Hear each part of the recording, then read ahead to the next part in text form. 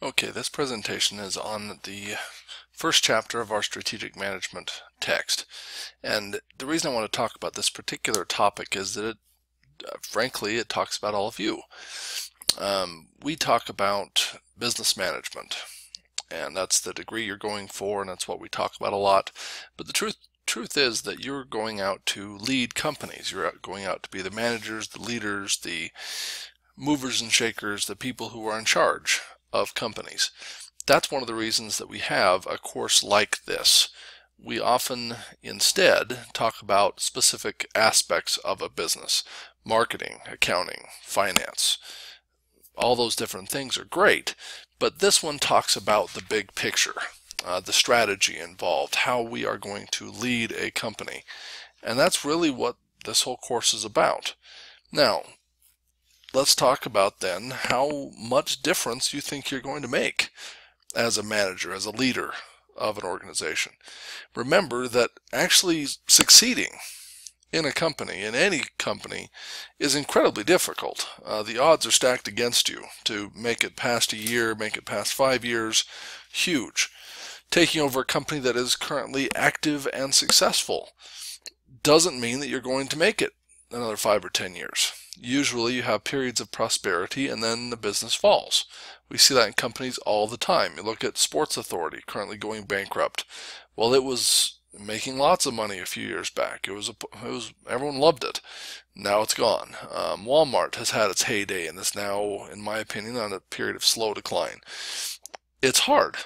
Really, really hard. It's why business people are paid a lot. Is if you can do this right, it's incredibly valuable.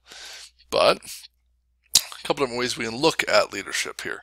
We have the romantic view. Leader is the key force in the organization's success, i.e. Steve Jobs, Bill Gates, a whole bunch of people where it's just, oh, our beloved leader, and people are going to make shrines about them and, sculptures and things like that. That's one way of looking at it. In some cases, it's true, where, the leader is the reason that it survived. I would toss out there that in most big organizations, it is not that simple. The external control perspective, on the other hand, is saying that it depends on what's going on. The economy goes up, we're going to be successful. The economy goes down, we're less successful. That's just how that goes. I don't like that one either. Or should we say that leaders can make a difference? We have to be proactive. We have to anticipate change, and we have to continually refine our strategies. That means that we have to be looking ahead and see the entire big picture. Now, to do that, you have to know your company and the industry better than anyone else, because where everyone else, like your employees, can worry about what's happening just today. What orders need to go out, what customers are there waiting at the door when you show up, what are the issues. Okay, they can deal with that. You have to know enough about your company, enough about the industry to analyze threats and to analyze opportunities.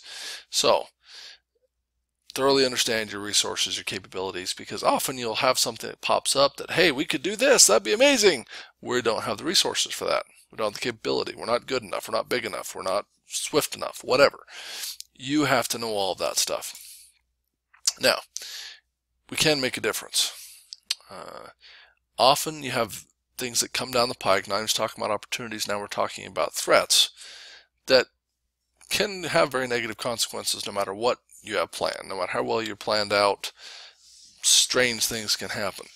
However, you can anticipate a lot of it. You can anticipate structural changes in the industry, a big competitor coming in, a big competitor going out, the government jumping into an industry, staying aware of the changes in the external environment. You should have the proverbial ear to the ground all the time, because there are things, especially legal changes, that will just take out an entire industry. Other times your major client will simply step out and leave you without really much of a company left. You are the one that has to make the tough strategic choices. These are the types of choices that make you very, very unpopular, and you probably have had bosses before that were this kind of unpopular because they sit there and say, we need to do this, and they make this massive change that everyone hates. You got people leaving the company over it, saying you're destroying the thing, and it's only after you look back on it 5 years later that you can say, okay, that was a good idea. that probably saved the company. But right now, again, they do not see as much as you are supposed to be able to see. And until they do, they're not going to like a lot of things that you do. So strategic management involves analysis, decisions, and actions. All right, what are your strategic goals? What's your vision, the mission statement, strategic objectives, and that you're going to be analyzing the internal and external environment. The strategy has a lot.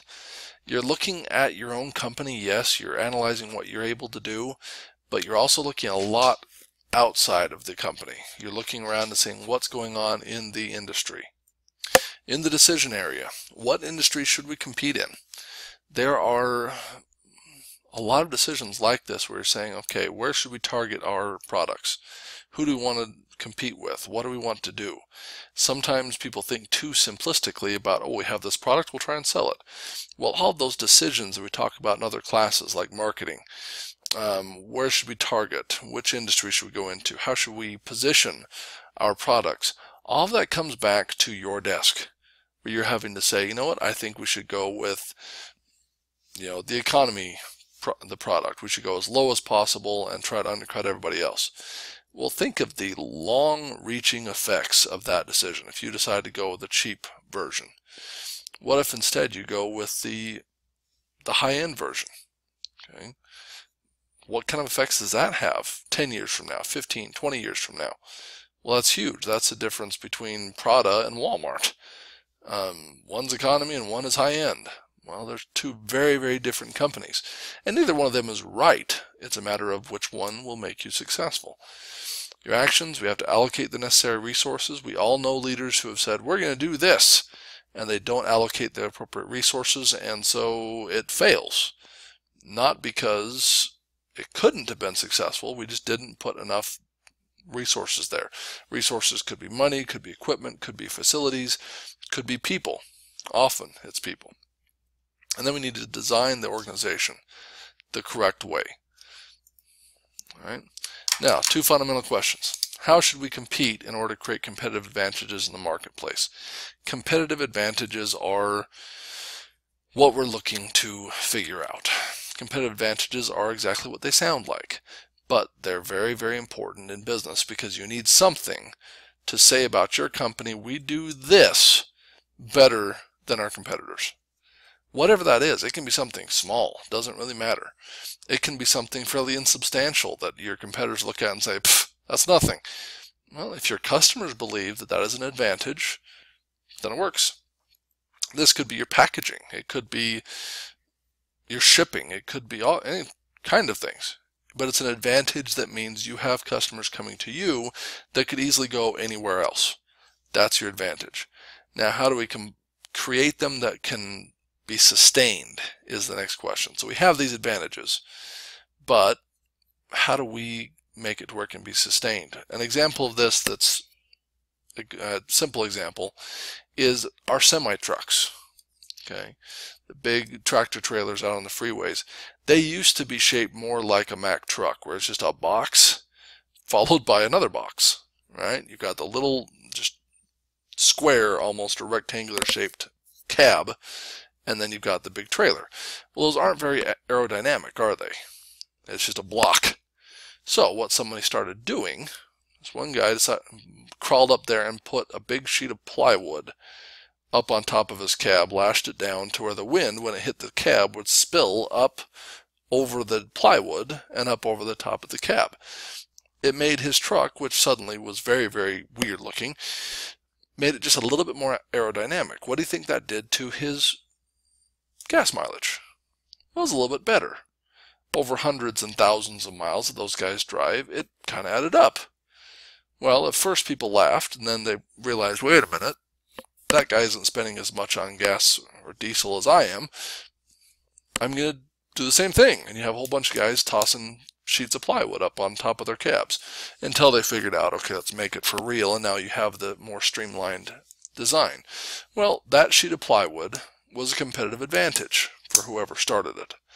Now, how long did it take before other people started copying?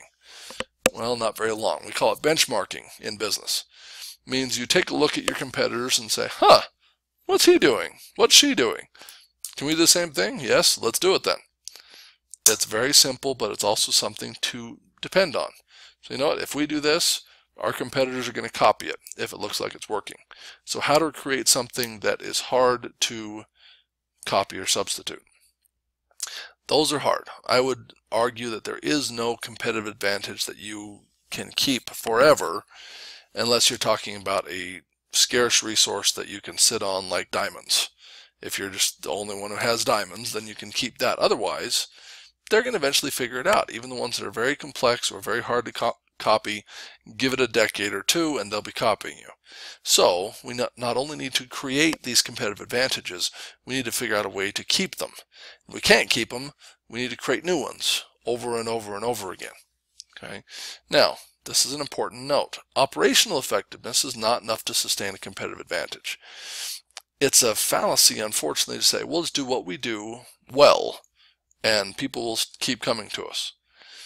Well, that used to work, frontier times. If I'm just good at making wagon wheels and people come to my shop, well, yes, but what if somebody pulls up next to you, makes better wagon wheels for half the price?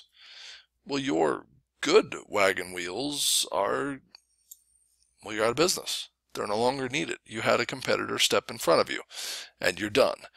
So we can't just look at our own stuff and say we do a good job. Well, no, you have to do a better job in some meaningful way than your competitors, or else you're not going to stay in business for very long. Now, your employees get to worry about the operational effectiveness. Your lower level managers can worry about that. You, as the manager, need to worry about the strategy, the big picture. Where are we headed? Not today, but next month, next year, next decade. Okay, so key attributes were direct the organization toward our overall goals and objectives after having first decided upon them. We include multiple stakeholders in our decision making. And stakeholders, remember, a tent, whole bunch of stakes. You've got your customers, you've got your suppliers, your community, your employees. Anybody who has a stake in the company that would benefit or, would not benefit if it went out of business, would be hurt by going out of business. Needs to incorporate both the short-term and the long-term perspectives. We can have a wonderful strategy. If we can't make it there, it doesn't do us any good. We recognize the trade-offs between efficiency and effectiveness. Those, you can't have both all the time. So we do have to be ambidextrous, typically meaning we use both hands. We need to go on both sides, focusing on the short-term and focusing on the long-term. Again, you have to get there. You have to, you'll have a lot of people that come with these great strategies that we want to do this 10 years from now. Well, they had better, right after they're done with that, say, and here's how we get there. This is what we're going to do in the next year to make it to the second year, to make it the third year. You'd better have the short term as well as the long term. If you don't, it's not going to work, and we can laugh at you for having such silly plans. Now, fostering corporate entrepreneurship. This is something I love and I push everywhere I can. We have to continually improve and grow. There are no competitive advantages that are going to last long, which means we need to continually be improving things.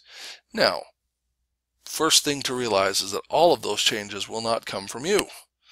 You don't have enough good ideas just to keep spitting out new ones over and over and over and over and over again. It doesn't work that way. Instead, you're going to have to create a corporate culture of innovation, entrepreneurship, creativity to say, what's our next move? We're going to have a new one. If it's not today, it's going to have to be tomorrow. That we're going to have to change something, to renew something, to make it better. The entire company has to be that way, because eventually you're going to run out of ideas. Or your ideas aren't going to be as good as the ones you'll get from the guy working the machine in the warehouse that says, hey, we should do this. You have to create that. If you don't, eventually you'll have a competitor that does, and they'll step over you. So, when it comes to strategy, you have to remember that you are the strategic leader. So, as we go through this class, think, what's the big picture? How is this going to affect companies down the line, 5 years, 10 years, 100 years down the line? You're making decisions when you start talking about strategy that have to do with, is this going to be a Walmart or a Prada? Gucci? What is this? Is it a Lamborghini or a Ford? Those are the types of decisions that we're going to be making in this class. And I do appreciate that you've been watching this presentation. Hope we have a wonderful week. Thank you.